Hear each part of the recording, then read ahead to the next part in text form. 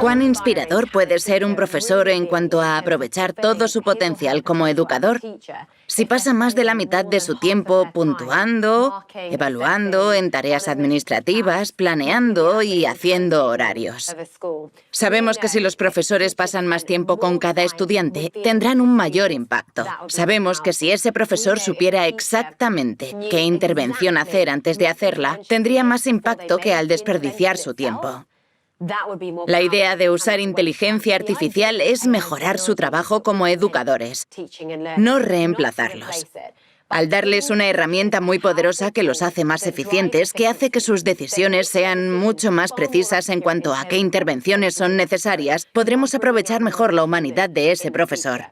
La tecnología lleva muchos años en las clases. Hay sistemas antiguos en que una profesora crea una tarea o pone unos deberes y la envía de manera manual a los estudiantes, que hacen esa tarea o deber y la envían de vuelta a la profesora. La profesora ve los resultados y así, ¿verdad?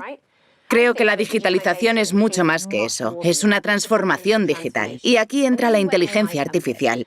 La máquina puede de manera automática registrar los movimientos de los estudiantes, registrar sus movimientos al ver el contenido y sus niveles de concentración y esfuerzo. Cuán a menudo vuelven a intentar contestar preguntas. Cuán a menudo entienden algo 4 o 5 meses después, entendiendo así su memoria también.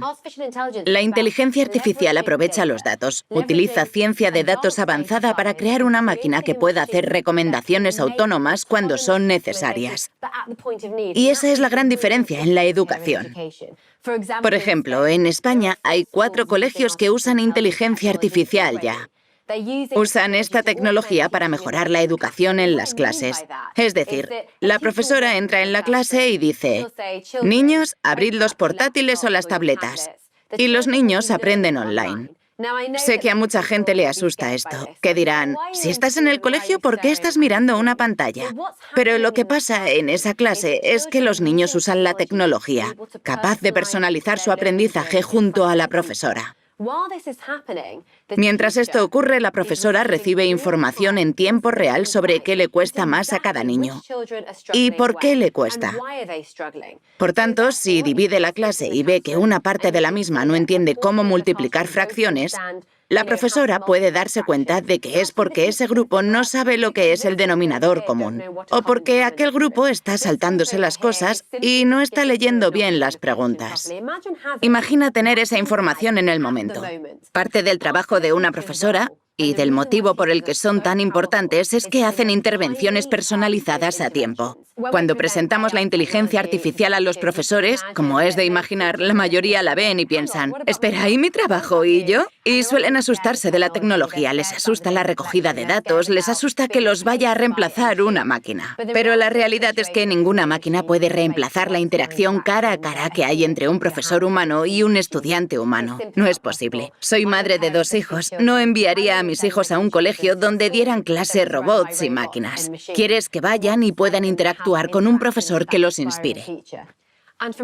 Desde la perspectiva de los padres, imagina una máquina que pueda aprender cómo aprende tu hijo. Cómo rinde tu hijo en cuanto a esfuerzo, memoria, habilidades, faltas de conocimiento. Imagina no dar esa tecnología a tu hijo. Es lo que solemos decir. Como padres les puede preocupar qué está registrando el programa. ¿Qué datos está recogiendo? ¿Está recogiendo información personal sobre el niño? Creo que lo importante como padres, como guardianes de nuestros hijos, es asegurarnos de usar tecnología que sea muy clara en cuanto a qué datos está recogiendo.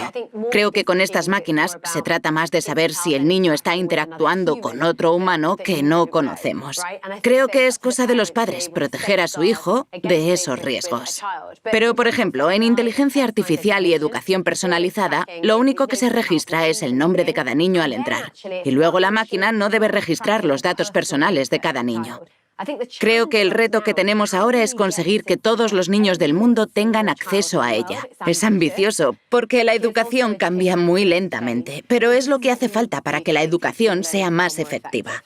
Es esencial que los gobiernos de todo el mundo evalúen sus infraestructuras y la disponibilidad de dispositivos para los niños y estudiantes en sus países. Porque lo que veremos si hay un segundo confinamiento, que ya vimos en el primero y de lo cual deberíamos aprender, es que se notaron mucho las diferencias a nivel mundial, entre los países que pudieron proveer y los que no. Hubo países que tuvieron que recurrir a dar las clases por televisión, por lo que no había ningún tipo de respuesta y los colegios se detuvieron casi por completo, mientras que otros países fueron capaces de proveer una educación online porque tenían la infraestructura y el ancho de banda. Lo esencial para aprender del primer confinamiento y de esta pandemia es hacer una inspección de las infraestructuras del país, ver dónde se necesita invertir en ancho de banda.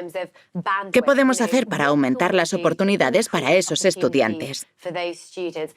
¿Tienen los dispositivos o comparten un único móvil entre, por ejemplo, una madre soltera que trabaja y 3 niños que intentan acceder a su educación? ¿En qué se necesita invertir? Es mucho dinero, parece mucho dinero, pero la pérdida económica futura si esos niños se quedan sin oportunidades en la vida porque se perdieron su educación es mucho mayor. Tener una estrategia a corto plazo para un segundo confinamiento, una a medio plazo y otra a largo plazo es lo más sabio. Y creo que estamos empezando a ver cómo algunos gobiernos ya se están movilizando y contemplando el problema, pero necesitamos una respuesta global.